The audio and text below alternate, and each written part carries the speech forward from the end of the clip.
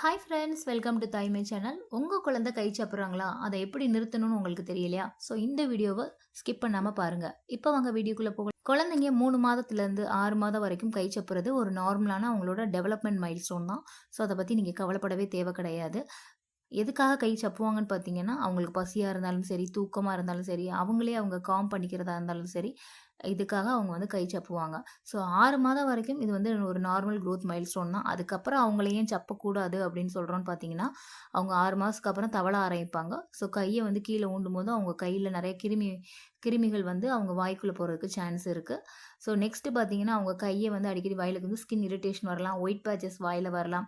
பல் முளைக்கிற காலம்னால அந்த பல் வந்து கொஞ்சம் எத்து பல் மாதிரி வர்றதுக்கு கூட சான்ஸ் இருக்குது. ஸோ அதனால 6 மாதம் வரைக்கும் நீங்கள் எந்த பிரச்சனையும் கிடையாது. அதுக்கு மேலே வந்து நீங்கள் இதை ஸ்டாப் பண்ணி தான் ஆகணும் அப்படின்னு சொல்கிறோம். ஸோ எப்படி நீங்கள் ஸ்டாப் பண்ணலான்னு பார்த்தீங்கன்னா, குழந்தைங்களுக்கு எதுக்காகலாம் வைப்பாங்கன்னு சொல்கிற லிஸ்ட்டில் பார்த்தீங்கன்னா, ஃபீடிங் இல்ல, பசியா இருந்தா வப்பாங்கன்னு சொன்னோம். ஸோ அவங்களுக்கு பசி வர்றதுக்கு முன்னாடியே நீங்க அவங்களோட பசிய போக்கிட்டீங்கன்னா, அவங்களுக்கு வந்து அந்த வைக்கிற பழக்கம் வந்து கொஞ்சம் கம்மியாகலாம்.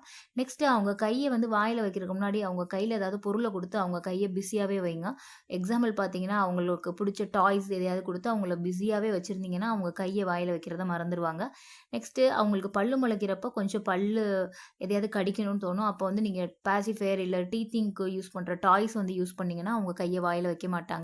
கை சப்புறத வந்து நீங்க டிஸ்ட்ராக்ட் பண்ணி அவங்கள எப்படியாவது தாலாட்டு பாட்டோ, வேற மாதிரி யூஸ் பண்ணி அவங்கள தூங்க வச்சுட்டீங்கன்னா, அவங்க கொஞ்சம் கொஞ்சமா மறந்துருவாங்க. அப்படியே அவங்க வாயில வச்சாலும் அவங்க தூங்குனதுக்கப்புறம் அத எடுத்து விட பாருங்க.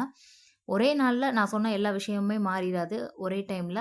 ஸோ கொஞ்சம் கொஞ்சமா நீங்க ஸ்லோலியா நீங்க இத வந்து கொஞ்சம் கொஞ்சமா நீங்க ட்ரை பண்ணிக்கிட்டே வந்தீங்கன்னா, ஒரு கட்டத்தில கண்டிப்பா குழந்தை கைய வாயில வைக்கவே மாட்டாங்க.